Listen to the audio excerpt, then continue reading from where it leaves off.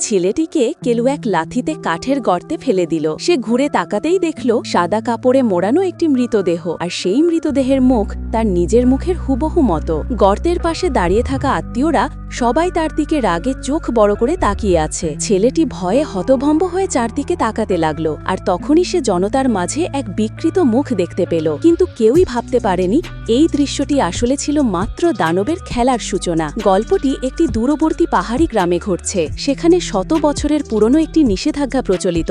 সূর্য ডোবার পর কখনো কোষারো অর্থাৎ শীষ দেওয়া যাবে না, না হলে নাকি ডেকে আনা হবে কিংবদন্তির ভয়ঙ্কর দানবকে। কিন্তু গ্রামের মানুষ তাসাং এই নিষেধ মানল না। সে একটি বিরল উড়ন্ত পাখি তাড়া করতে করতে ঘন জঙ্গলে ঢুকে গেল। এদিকে বছরের সবচেয়ে বড় পাখির ডাক প্রতিযোগিতা শুরু হতে যাচ্ছে। বেশ মোটা অঙ্কের পুরস্কার পাওয়ার আশায় তাসাং রাত নেমে আসা অন্ধকার জঙ্গলের দিকে একবার তাকাল। তারপর গ্রামের নিষেধ অমান্য করে হালকা করে শীষ বাজাল। পাখিটির সঙ্গে যোগাযোগ করার চেষ্টা করল। অবশেষে একটি গাছের ওপর সে পাখিটিকে ধরে ফেলল। তাসাং খুশি হয়ে ফোন বের করে স্ত্রীকে সুসংবাদ দিতে গেল, কিন্তু ঠিক তখনই অদৃশ্য এক শক্তি তাকে টেনে নিয়ে গেল গভীর অন্ধকারের মধ্যে। ভাগ্য ভালো, একজন গ্রামবাসী দ্রুত তাসাংকে খুঁজে পায়। যদিও তার প্রাণ বেঁচে যায়, কিন্তু এরপর থেকে সে যেন আত্মা হারিয়ে ফেলে। সারা দিন বিছানায় পড়ে থাকে, চোখ বড় বড়, আর কোনো কিছুর প্রতিক্রিয়া নেই। তাসাংয়ের এই অভিশপ্ত অবস্থা পুরো গ্রামকে আতঙ্কে ফেলল। সবাই মনে করল সে পূর্বপুরুষের নিষেধ অমান্য করেছে, তাই দানবের শাস্তি পেয়েছে। এরপর যে জঙ্গলে ঘটনা ঘটেছে, গ্রামবাসীরা সেটিকে অশুভ জায়গা হিসেবে এড়িয়ে চলতে লাগলো। কিন্তু ছোট্ট আজের কাছে এসব নিষেধাজ্ঞা বরং রহস্যময়। একদিন সে আর তার বন্ধুরা খেলতে খেলতে তাদের ঘুড়িটি ঠিক সেই নিষিদ্ধ জঙ্গলে গিয়ে পড়ে। আজে ভেতরে গিয়ে দেখতে চাইল, কিন্তু বন্ধুরা তাকে আটকে রাখল। পথে তারা গ্রামপ্রধানের বাড়ির সামনে দিয়ে যাচ্ছিল। শোনা গেল গ্রামপ্রধান এবারের পাখির ডাক প্রতিযোগিতা থেকে সরে দাঁড়াচ্ছেন, যাতে অন্যরা সুযোগ পায়। এ কথা শুনে আজে খুব খুশি হল, কারণ গ্রামের প্রধানের পাখি খুবই দক্ষ। সে প্রতিযোগিতা ছাড়লে আজের দাদার জেতার সম্ভাবনা বেড়ে যায়। দাদা দিমো নিজেও একজন অভিজ্ঞ পক্ষী শিক্ষক। ফাঁকে ফাঁকে তিনি আজেকে শিখিয়ে দেন কিভাবে পাখির সঙ্গে কথা বলতে হয়। কিন্তু দাদি এসব খুবই অপছন্দ করেন। তিনি বারবার সতর্ক করেন, রাতে কোনোভাবেই শীষ দেওয়া যাবে না। দিমো মনে মনে বলেন, শীষ না দিলে পাখি প্রশিক্ষণ দেব কিভাবে? রাত নামলে বাড়িতে একা থাকা গ্রামপ্রধান দরজায় কড়া নাড়ার শব্দ শুনলেন। দরজা খুলে দেখলেন কেউ নেই। আবার ঘরে ফিরতেই তার প্রশিক্ষিত পাখিটি তীব্র অস্বস্তিতে ডানা ঝাপটাতে শুরু করল। অস্পষ্টভাবে গ্রামপ্রধান সামনেই একটি মানুষের অবয়ব দেখলেন। সন্দেহ নিয়ে রান্নাঘরের দিকে এগোলেন। সেখানেও কিছু নেই। হঠাৎ ওপরের আলো নিভে গেল। তিনি তড়িঘড়ি করে ম্যাচ জ্বালালেন, কিন্তু ঘুরতেই দেখলেন একটি কালো ছায়া তার দিকে ঝাঁপিয়ে পড়ছে। ওদিকে বিছানায় শোয়া তাসাং হঠাৎ কাঁপতে শুরু করল। মনে হলো সে যেন এই অশুভ উপস্থিতি অনুভব করছে। তার দুই হাত মুঠো হয়ে কাঁপছে সারাটা শরীর। ঠিক সেই মুহূর্তে আজের দাদি এখনও দিমোকে বকাবকি করছেন, নাতিকে যেন সারাদিন পাখি প্রশিক্ষণে মগ্ন হতে না দেওয়া হয়। দিমো স্ত্রীকে মানিয়ে নেওয়ার পথ ভাবছেন। এমন সময় হঠাৎ বসার ঘর থেকে ভেসে এলো আজের শীষ দেওয়ার শব্দ। দাদু দ্রুত এগিয়ে এসে আবারও জোর দিয়ে বললেন, পুরনো নিষেধাজ্ঞা কখনোই ভাঙা যাবে না। কিন্তু ছোট ছেলে আজই এসবকে তেমন গুরুত্ব দিল না। দিমো কিছুক্ষণ ভেবে পকেট থেকে একটি পাখির বাঁশি বের করলেন। তিনি বললেন, আজে যদি এটি নিতে চায় তাহলে তাকে প্রতিশ্রুতি দিতে হবে যে আর কখনো রাতে শীষ দেবে না। নাতি খুশি হয়ে বাঁশিটি গ্রহণ করল। দিমু সন্তুষ্ট মনে বাইরে বেরোতেই সামনে থেকে প্রতিবেশী এসে জানাল, গ্রামপ্রধান হঠাৎ কোনো কারণ ছাড়াই বাড়িতে মারা গেছেন। এটি গ্রামে একটি বড় ঘটনা। সব গ্রামবাসী নিজেরাই এগিয়ে এসে শেষকৃত্যের প্রস্তুতি করতে শুরু করল। গ্রামপ্রধানের স্ত্রীও স্বামীর পোশাক আশাক ঠিকঠাক করে দ্রুত সেখানে গেলেন। কিন্তু ঠিক যখন তিনি স্বামীকে খাবার খাওয়াতে যাচ্ছিলেন, গ্রামপ্রধান হঠাৎ প্রচণ্ড কাঁপতে শুরু করলেন। পরের মুহূর্তেই তিনি শক্তিহীন হয়ে পড়ে গেলেন। চোখ দুটো লাল হয়ে উঠল, চোখের বল ফুলে উঠল। মনে হচ্ছিল তিনি বভাব যন্ত্রণার মধ্যে আছেন। ওদিকে আজে বাড়িতে একা ছিল। বাইরের শব্দে তার ঘুম ভেঙে গেল। তার মনে প্রশ্ন জাগল, দাদু দাদি তো গ্রামপ্রধানের শেষকৃত্যে গেছেন, তাহলে বাইরে শব্দ কে করছে? আজে অবাক হয়ে উঠোনে গেল। দেখল দাদু উঠোনে দাঁড়িয়ে পাখিকে প্রশিক্ষণ দিচ্ছেন। আজে কৌতূহল নিয়ে জিজ্ঞেস করল, কিন্তু দাদু তাকে সম্পূর্ণ উপেক্ষা করে হাঁটতে শুরু করলেন। আজে তাকে অনুসরণ করে দরজা ঠেলে ঢুকতেই দেখল দাদু কোথাও নেই। সে উদ্বিগ্ন হয়ে চারদিকে তাকাচ্ছিল। ঠিক তখনই দিমু আবারও তার পিছন দিয়ে ভেসে চলে গেলেন এক অদ্ভুত ভঙ্গিতে। আজে বিস্ময়ে ভরা মনে শোবার ঘরে ঢুকল। দেখল দাদি কখন যে বাড়ি ফিরেছেন জানা নেই, কিন্তু তিনি একটাও কথা বললেন না। শুধু ইশারায় বললেন, এই কাপড়গুলো ঠিক করে গুছিয়ে রাখো। আজই আলমারি বন্ধ করে ফিরে তাকাতেই দেখল দাদি আবারও নেই। সে বিছানার কাপড় নিজেই গুছাচ্ছিল। হঠাৎ বিছানার নিচ থেকে বেরিয়ে এলো একটি কুচকানো বৃদ্ধ হাত। ভয়ে চমকে আজে নিচে ঝুঁকতেই দাদি স্নায়ুচাপা কণ্ঠে বললেন, এখানে লুকাও। আজই বিছানার নিচে ঢুকতেই দেখল আরেকজন দাদি দরজার দিক থেকে হাঁটতে আসছে। তার কালো পায়ের ছায়া ধীরে ধীরে কাছে আসছে। ভয়ে আজের হৃৎস্পন্দন যেন থেমে যাচ্ছিল। সে ঘাড় ঘুরিয়ে তাকাতেই সবকিছু মিলিয়ে বুঝল এগুলো সবই ছিল দুঃস্বপ্ন। তবুও তার পিঠ ঘামিয়ে তুলেছিল ভয়ে। সে আর বাড়িতে থাকতে চায়নি। সোজা দৌড়ে গেল গ্রাম প্রধানের বাড়িতে সাহায্য করতে। গ্রামবাসীরা পেছনে আলোচনা করছিল। গ্রাম প্রধানের মৃত্যু খুব রহস্যময়। কেউ বলছিল এটি দুর্ঘটনা, আবার কেউ বলছিল গ্রামপ্রধান কিছু জাদুবিদ্যা জানতেন। সাধারণ কোনো ভূত দানব তাকে আঘাত করতে পারবে না। এ সময় তাসাংয়ের স্ত্রীরও দুঃখের মুখে সাহায্য করতে এলেন। হলঘরে পানি ঢালার সময় তিনি হঠাৎ মেঝেতে একটি পাখির বাঁশি দেখতে পেলেন। আজে বলল, আমি অসাবধানে ফেলে দিয়েছিলাম। রাতে আজে দাদুর সঙ্গে সব গুছিয়ে বাড়ি ফিরল। পরদিন সকালে গ্রামবাসীরা গ্রামপ্রধানের দাফনের জন্য গ্রামপ্রবেশ পথে জড়ো হচ্ছিল। আজে দেখল দাদু দাদি কাঠের গর্তের পাশে বসে জোরে কাঁদছেন। সে তাদের সান্ত্বনা দিতে এগোতেই হঠাৎ এক বন্ধু তাকে ঠেলে গর্তে ফেলে দিল। আজে তাকিয়ে দেখল সাদা কাপড়ে মোড়ানো মৃতদেহটি ঠিক তারই মতো। কেন যেন সব গ্রামবাসী তাকে গালাগাল করছে, এমনকি দাদু দাদিও তার দিকে রাগে তাকিয়ে আছে। আজের মন আতঙ্কে ভরে গেল। সে ওপরের দিকে তাকাতেই দেখল এক বিকৃত মুখ তাকে ভয়ঙ্করভাবে তাকিয়ে আছে। পরের মুহূর্তে আজে দুঃস্বপ্ন থেকে জেগে উঠল। এবার সে আরও ভয়ে কাঁপছিল। সে তাড়াতাড়ি দাদিকে সব কথাই বলল। দাদিরা দীর্ঘশ্বাস ফেলে বললেন, আহ, এ যেন অর্ধেক ভবিষ্যৎবাণী, অর্ধেক সতর্কতা। বললেন, এটা নিশ্চিতভাবেই তুমি রাতের বেলা বাঁশি বাজানোর কারণে আসা দুর্ভাগ্য। ভবিষ্যতে অবশ্যই বড়দের কথা শুনতে হবে।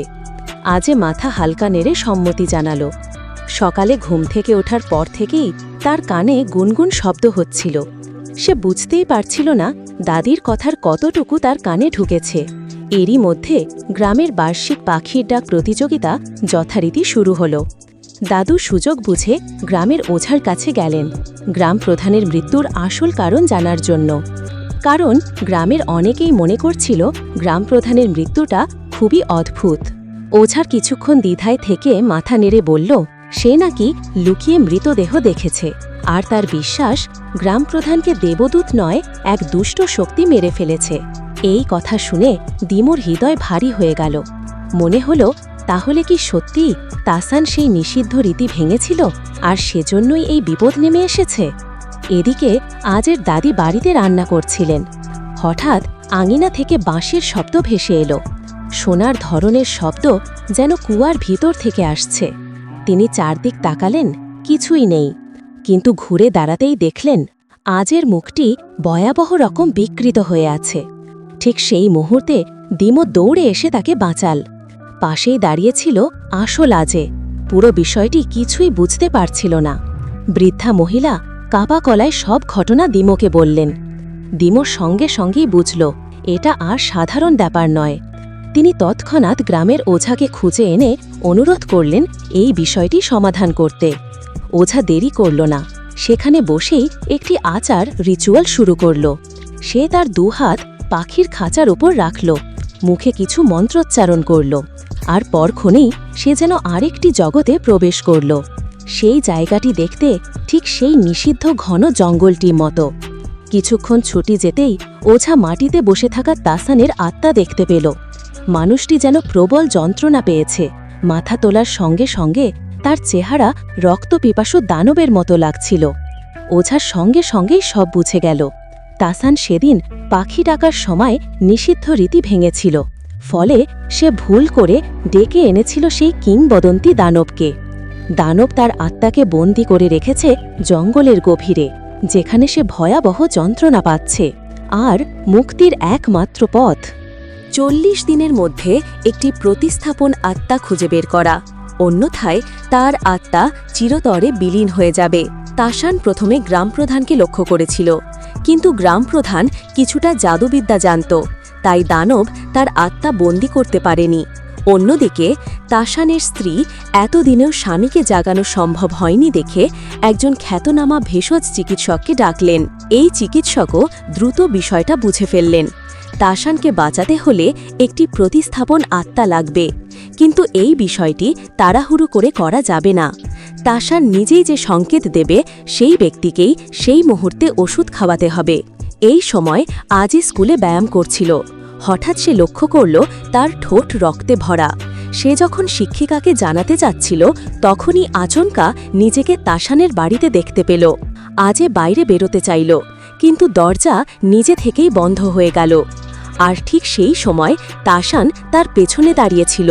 আজে হঠাৎই চমকে উঠে দেখল সে আবার আজে সাহস করে গাড়ি থেকে লাফিয়ে নেমেছিল, কিন্তু খেয়াল করেনি দাদু তাকে যে পাখির বাঁশি দিয়েছিলেন তা মাটিতে পড়ে গেছে। দম না ফেলে সে দৌড়ে বাড়ি ফিরে এসে নানির গলা জড়িয়ে ধরে ফুপিয়ে কাঁদতে লাগল। এদিকে তাসানের স্ত্রী লালি উঠোনে কাপড় শুকোচ্ছিলেন। হঠাৎ তার মাথার ওপর দিয়ে কিছু উড়ে যাওয়ার অনুভূতি হল।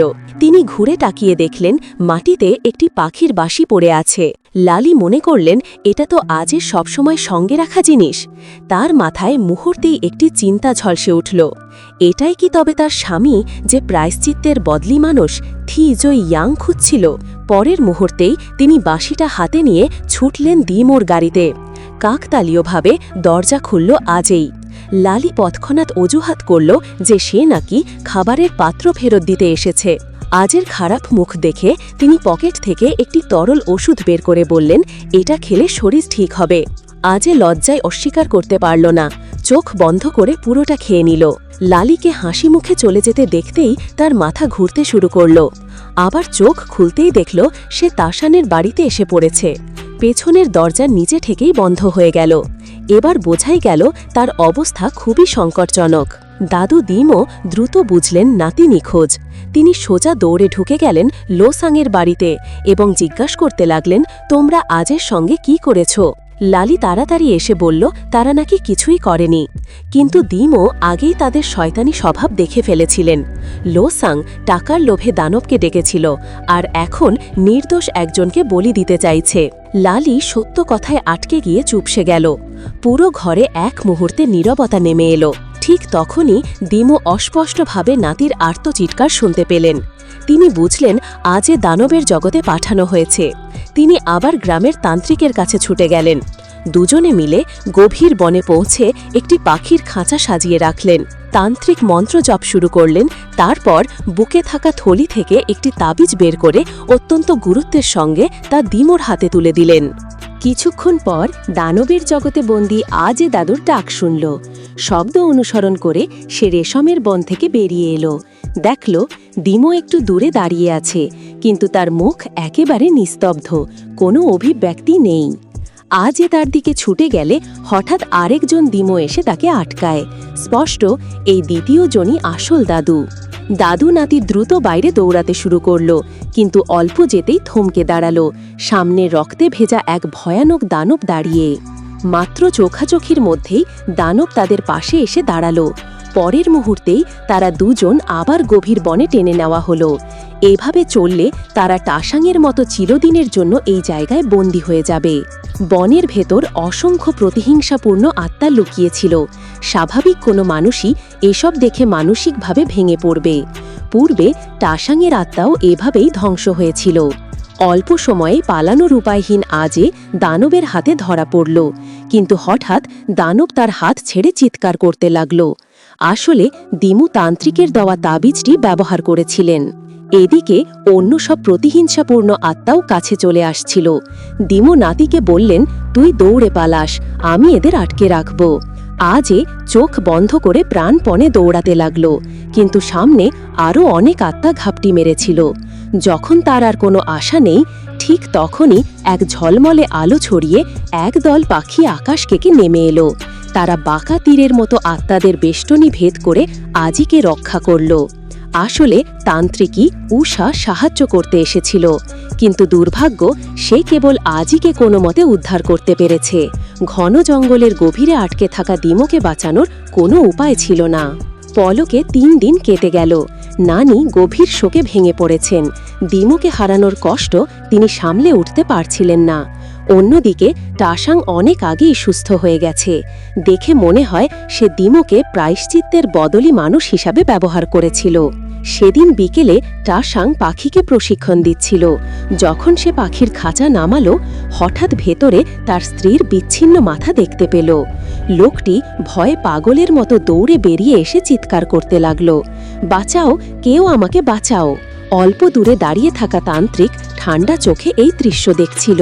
স্পষ্ট এসব তারই কাজ। এর কিছুক্ষণ পর পুরো শরীর ময়লা, ছেঁড়া অবস্থায় দিমো জঙ্গলের ভেতর থেকে বেরিয়ে এলো। দেখা গেল তান্ত্রিক টাসাংয়ের স্ত্রীকে প্রায়শ্চিত্তের বদলি বানিয়ে দিমোর আত্মকে ফিরিয়ে এনেছে। উপরের ঘটনাগুলোই ছিল গল্পের সম্পূর্ণ কাহিনী। শেষে আচি সবাইকে একটি প্রশ্ন করতে চায়, শৈশবে কি তোমাকেও কখনো বড়রা বলেছিল রাতে কখনো বাঁশি বাজাবে না? তোমাদের অভিজ্ঞতা মন্তব্যে জানাতে ভুলবে না। তাহলে আজকের মতো এখানেই শেষ। আবার দেখা হবে। ভালো থাকো, সুস্থ থাকো। আল্লাহ হাফেজ।